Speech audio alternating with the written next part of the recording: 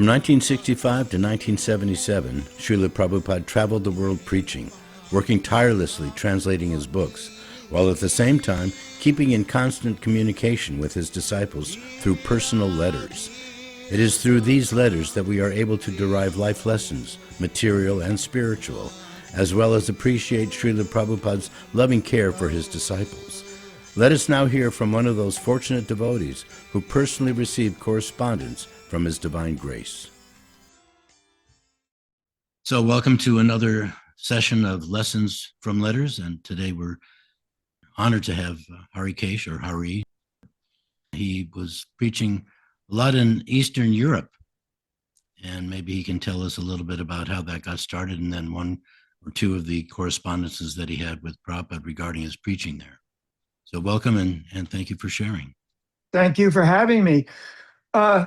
How I ended up in Eastern Europe, how I ended up in the whole situation I ended up in, is a very interesting story in and of itself, because what makes it interesting is that it was entirely unexpected. There was no planning about it. There was no forewarning. I had no inclination to do it. I had no idea it was going to happen. It just kind of fell in my lap, and I'll explain how. I was with Prabhupada in Sanand. It's a place in Gujarat, and the king of Sanand let us stay, or let Prabhupada stay, I just happened to be there, in his palace. And Prabhupada was giving lectures in that palace, and outside every day there would be lectures and darshans with the whole kingdom. So we're talking about quite large programs.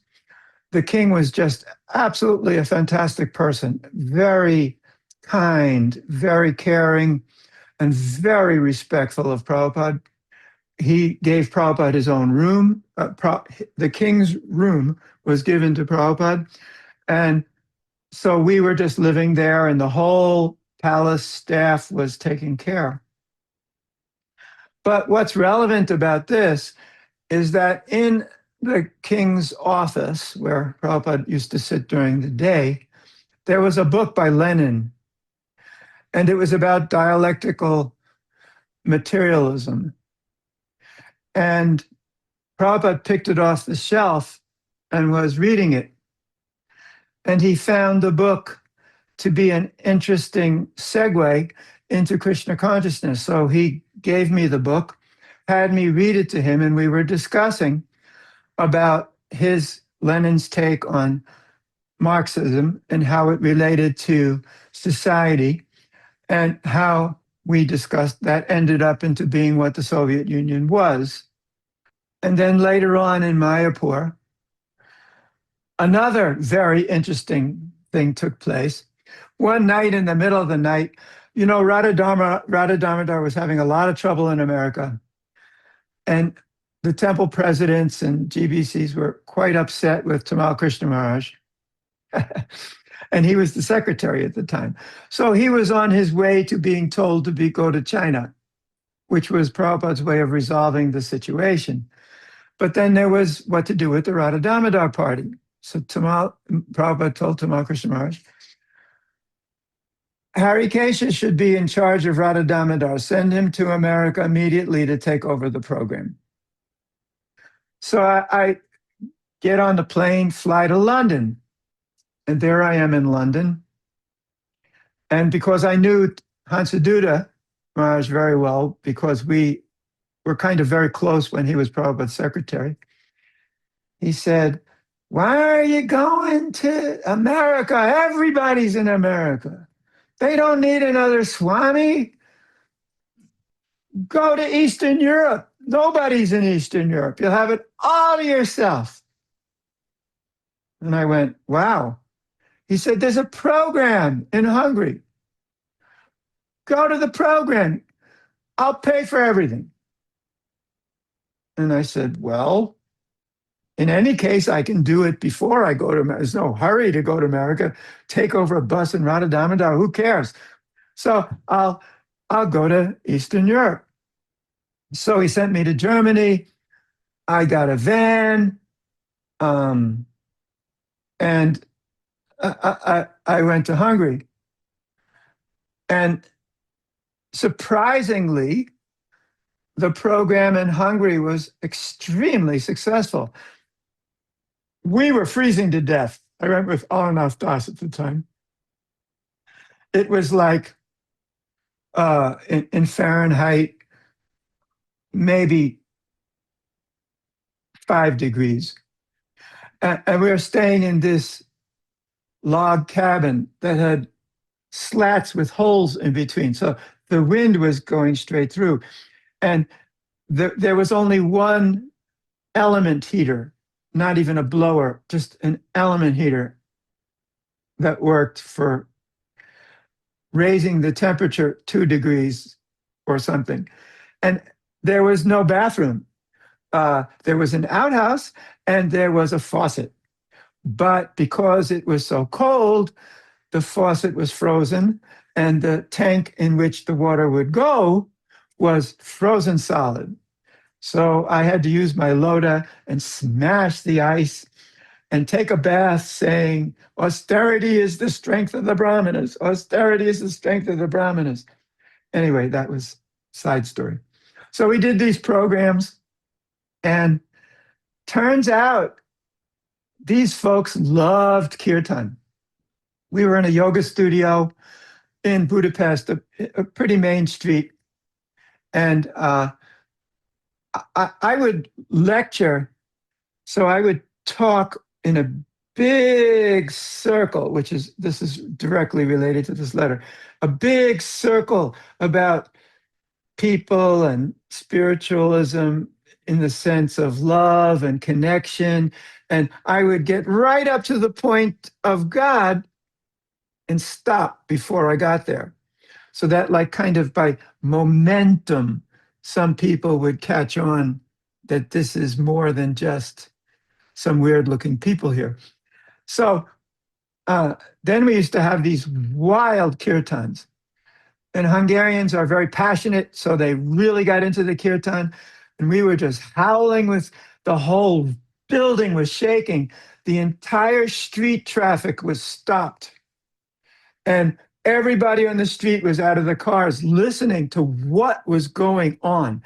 It was this monstrous sound, maybe 50 people, 55 people in the group, all singing at the top of their lungs, dancing like crazy, having a blast. And I was able to just cook there was some place I could cook something, and I gave it to them, and they loved whatever I made because, they didn't have much to eat at that time. So I wrote to Prabhupada and told him what happened. I said, this is all very unexpected. I had no idea this would happen. I was on my way to America. Hansaduta did this. So then he wrote back this letter. I have marked how they are attracted to our kirtan and prasadam there in Hungary, as per my story. If they consider our philosophy too revolutionary, there is no necessity to print books immediately.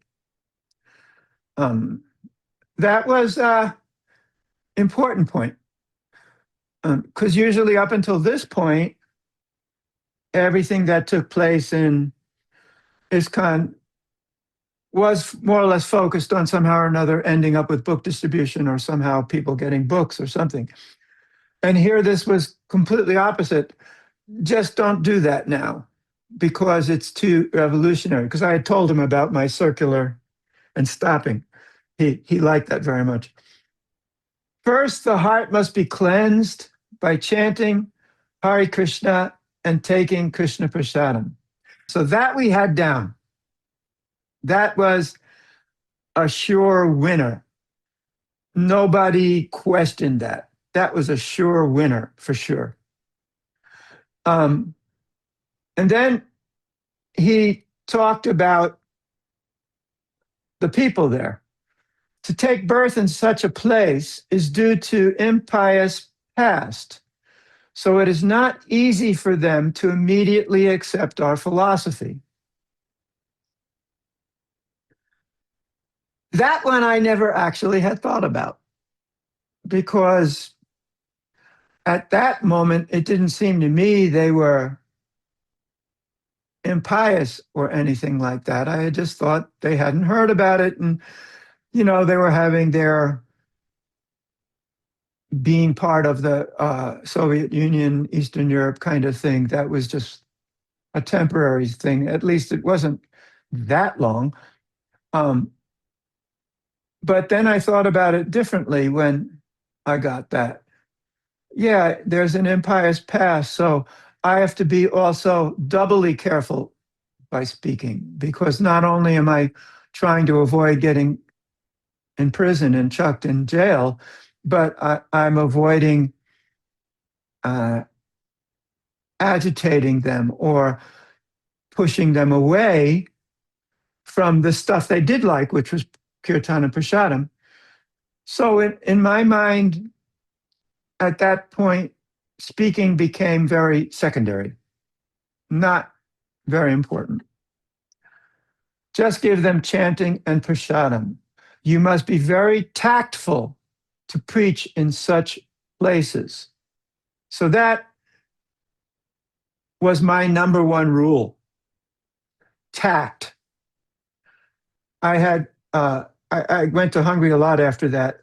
There were some talks I had to give with university people, and these folks are way more smart about how to balance the system and to analyze what people are saying than the general yoga crowd. So there I had to be really tactful because they were probing. They said, but what you are saying fits within the paradigm of religion. So I had to be incredibly vague and incredibly, I had to avoid getting pinned down, which was not easy. So you must be very tactful to preach in such places. It took a lot of brain power to do that. You had a translator with you? Always. Or, okay. In fact, the first translator I had, her name is Ilchi. She later got initiated, Ilavadi. She was UN translator. She was an official UN translator. I have not had before or since anyone as good as her.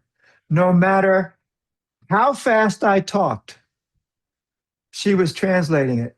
And not even just vaguely or generally, it was precise translation. At one point, I just said, I have no idea how you're doing this. I've never met anyone like this before. But everybody was very happy with her. She just knocked it out of the park. Okay, if you like, you can print one record there as you have suggested. Because one of the most important aspects of living there in Eastern Europe was money. I mean, first of all, it's not like I had piles of money to do this. Basically, I went in there with just enough for gas. We didn't even have money to pay. We didn't live in a hotel. We didn't have, eating was really tough. So I came up with the idea that, well, these people liked records because we had Hansaduda's records. He had made these records and they were quite good. So we were selling the records and using that money to somehow or another find something to eat and live. So I had the idea that if we print them there, we don't have to bring them through the border, which was a whole trip. Between Vienna and Hungary, there's this border, and because it's west to east, they really checked you. So why are you bringing these records?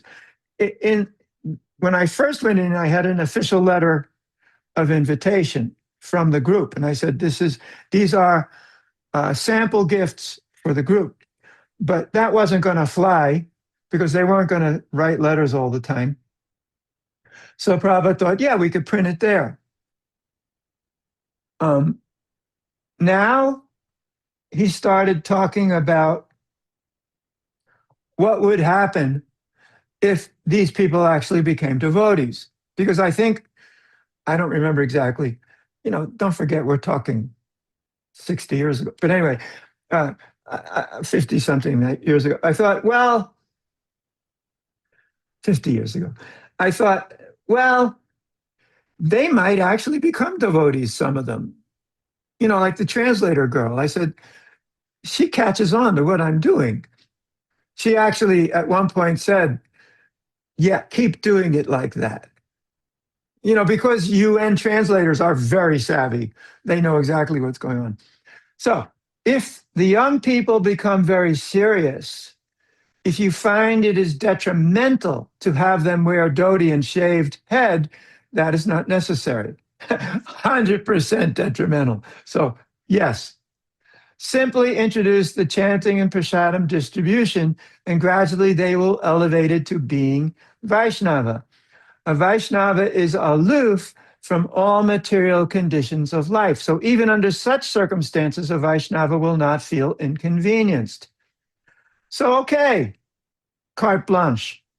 Just get them chanting prasadam. Don't worry about all the other stuff that made devotees feel and look like devotees in the West. Just don't worry about it. Stick to the main stuff here. Let's see what happens. I thought, great, thank you. So that makes it much easier for me. Not that it would have been, I would have objected had there been anything else, obviously, but he was right on the money for what to do. Kirti should be returning to preach in Eastern Europe. He went to Poland to the book fairs, and also because he is Polish, and it was working well with him in book fairs. He was going from LA as a representative of the BBT to book fairs, and that was working quite well for him. And he was having some headways there in Poland. So you can work together to introduce Lord Chaitanya's Sankirtan movement in this part of the world, which we did. The first book we had was an Isopanishad in Yugoslavian. And there was a book in Hungarian, and I was able to get these printed, I would say, in the beginning of 77, or maybe the end of, or last part of 76, but that's later on. Okay, the next letter is October 28th. Now, 7 months have passed. And in these 7 months, a whole bunch of stuff has happened. I mean, we're talking about all the countries being visited. But also one interesting thing that led to me, well, two interesting things that led to this letter, to this way this letter happened. The first one was that when I was in Belgrade, I mean, we were really paupers. We're talking about zero money. So the only way we could get any money together was to sell records. We had to smuggle them in to pay for gas. We had to live in my van. I kind of built out a platform in the back of my Hanomag Henschel Mercedes knockoff van, and we had to stay there. Really troublesome. I mean, also when we went to Poland, me and Sumahat from New York, we had nothing to eat. I mean, zip. So in Wrocław, there was a farmer's market, and zero we could eat. We couldn't cook. We couldn't do anything. So we bought some cottage cheese, which probably was okay. And we had to get some like jelly jams that they made to mix together. And unfortunately, it was food poisoning to the highest degree. Sumahat was in absolute agony, rolling in the back of the van. I had to do kirtan programs that evening. It hit so fast. We got such food poisoning. I was chanting a kirtan alone because he was sick as a dog in the van. And I was like throwing up in my mouth as I was talking, having to swallow it and continue the kirtan. I don't remember anything else except people having a blast in Poland. And all I remember is being violently sick and driving nonstop back to Germany to somehow get Sumahat medical attention because he was literally dying. And the doctor who saw us said, "What, are you crazy? What did you eat? Why didn't you go to the hospital immediately?" And I was thinking, a hospital, Poland at that time? What? I don't know. Sumahat got very angry at me that I didn't care better for him. And I just tried to apologize my brains out. He thought I was nuts. The reason why I mentioned all this is because my financial situation really was bad. So Prabhupada decided he was going to give me a loan. Now, that was in and of itself quite unique. I don't recall Prabhupada giving loans. So I said, "Really?" "Yes." And he said, "And you'll pay me 12% interest." Well, 12% interest. My, oh my. Okay. Now I'm not just dealing with my spiritual master, I'm dealing with a loan shark here. He wants 12%. So I said, "Okay, you got it." So the beginning of this letter was about me paying him with the 12%. So what actually had happened, I had made money to pay back the whole loan because I didn't want to be paying 12% interest for years. So I gave him the whole loan with the 12% interest, and he was saying, "You did it. It's good." It was kind of like a bit of a joke. It was very delightful. The whole, being hit up for 12% interest. It was just fun. I don't know. I got a kick out of it. So anyway, then he started talking. "I'm very pleased to learn of our success in Yugoslavia. When there is a little hope of success in these countries, it encourages me 100 times more than in other places." That was very significant. That meant I have to do that more because, encouraging Prabhupada 100 times more. Hey, great. So we'll do that a lot. And then we just started expanding it. If they take up this Krishna consciousness, they'll take it very seriously. This is the perfection of communist ideology. Everything belongs to God. No private proprietorship. So here we are. Now we're getting into the philosophy of it, where the philosophy of the Upanishad, for example, is perfectly in line with the philosophy of communism. No private proprietorship. Everything belongs to God. Now we got certain problems here. The first problem is that none of these places were communist. They were all socialist dictatorships. Nothing to do with communism. I mean, everything belongs to the state, and you just give whatever you can, and you get whatever peanuts we throw at you. Had nothing to do with communism. And also absolutely nothing to do with God. But Prabhupada turned it around and said, "Okay, well, we'll do it better than them. We'll make this whole jazz better than them. That everything belongs to God, pure communism. Nobody owns anything." So this is radical. Of course, we had already discussed this in Gujarat, but it's in print now, so that's cool.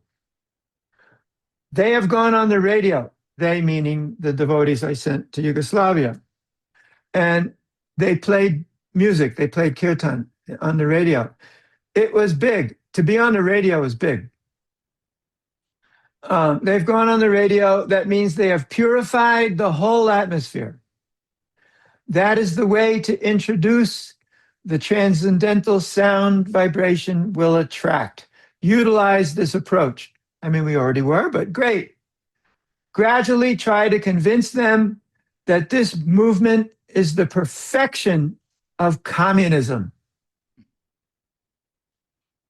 So he was resonating with what I already felt, that this movement is the perfection of communism if people are taken care of in that way.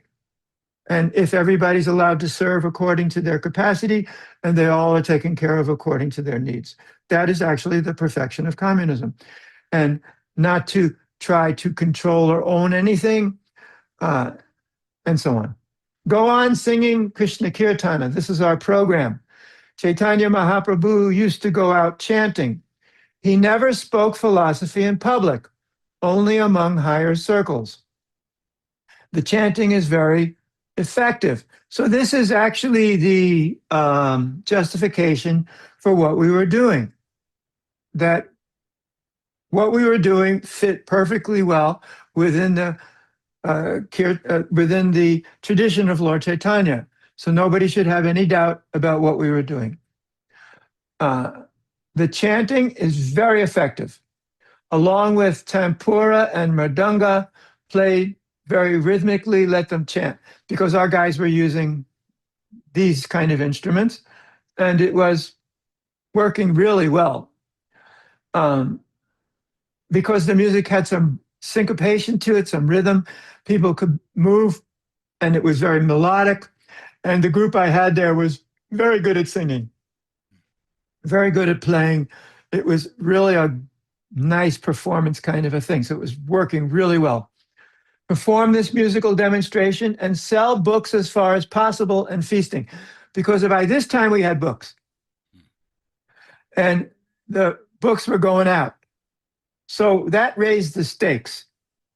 You know, never spoke philosophy in public, only among higher circles. But now when the book goes out, philosophy is in public. So risks increased. But he said, as far as possible, which I interpreted anyway, because that's the way I was, that we better do this really clandestinely to people we knew who would not turn us in and give us big time trouble. So we did the musical demonstration and feasting, and for a very select few, books were there. We didn't even charge money for books unless they wanted to give something. That made it much easier. I mean, if you charge, it becomes business, and business has a whole bunch of different expectations to it in the taxation department and so on. It is good that they do not like these bogus yogis, and they like Hare Krishna mantra. So this is another thing. It seems that after we did this, it became, I don't know, fair game for the groups that we were integrating with, that, well, they thought, well, you're Indian. Other Indians can do their thing. And that gave rise to various other forms of Indian stuff coming. Now, I don't know, sorry, why Prabhupada said it is good they do not like these bogus yogis. I'm not sure what I said. I would assume I said that we had some experience of that, but more than that, I can't say. But they like the Hare Krishna mantra, which perhaps others are not giving, for example, if they're just doing meditative chanting or Om or whatever. And also Hare Krishna allows them to dance around, which very much fit within the culture. Give them the chance to chant the Hare Krishna mantra somehow or other, then very soon good results will be visible. Prediction came true. The next one is dated the 1st of February, 1977. By this time, a whole bunch of other stuff was going on. Germany went from nobody heard about them. We were on top of the world. We were #1 in book distribution because everybody was out selling. We were just selling like mad. And with all this income, I was printing like mad. Printing German books. We were doing new editions. We were doing Eastern Europe editions. So it was going really good. And I wrote that to Prabhupada, and he was really happy about that. And that's why he said, this is first class. I'm really glad. That's why. If you are getting people to chant and take prasadam in Eastern European countries, this is our great success. If you so desire, you can send manuscripts of Hungarian and other books, and we can get them printed in India cheaper. In this matter, you can write to Gopal Krishna Prabhu. Our movement is an epidemic. It will devour the whole of Europe and America. As for the newspapers giving bad reports, they simply take some opportunity for selling their newspaper. It has no lasting value. So the newspapers, they were taking up this thing of just like, blasting us left and right, left and right. So Prabhupada was saying, it's just for selling newspapers, has no lasting value. It had value for some time, but not for long.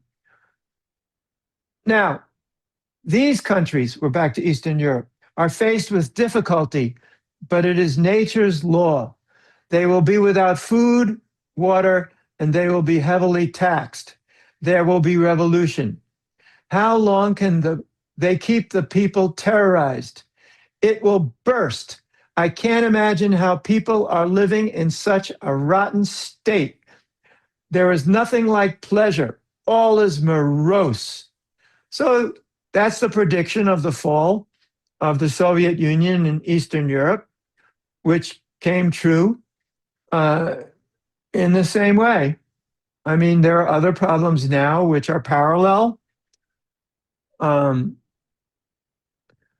After all, one of the first principles of Engels and Marx is that the industrial complex will make capitalism to such a degree that people will be very rich, people will be very poor, the poor will rise up to make equality and blah, blah, blah. Not blah, blah, blah. It's not a blah, blah, blah. It's a good thing. And so on. Got to watch how you say things. Only we are benedicting the fallen souls all over the world. Only we are benedicting the fallen souls all over the world. So go on with your enthusiastic preaching and try to do good to others with Krishna consciousness. The end of these 3 letters. Wonderful narration and a lot of lessons within the letters. Your realizations and your explanation of the environment in which these letters were written is fantastic. So I thank you very much for your time. All glory to Srila Prabhupada. Thank you, and you're welcome, and great success on whatever you do. Thank you, you too. Glory to Prabhupada.